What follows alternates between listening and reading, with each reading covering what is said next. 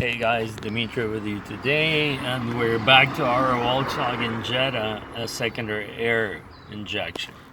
So, from the last video, if you remember, it was taped around, but it was not connecting properly, or it was leaking air. Anyways, it was not injecting correctly.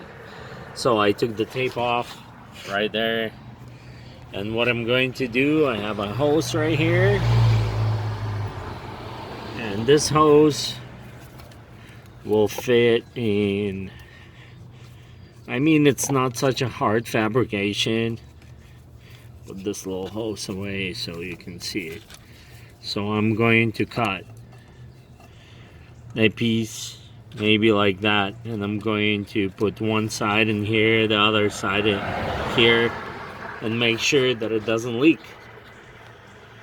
And we'll check and see if it's gonna help. It's supposed to, because if it's leaking, if it doesn't inject enough air, it's not going to get ready, and you're gonna still get code for the secondary air injection. So just a little bit of fabrication, it will solve the problem.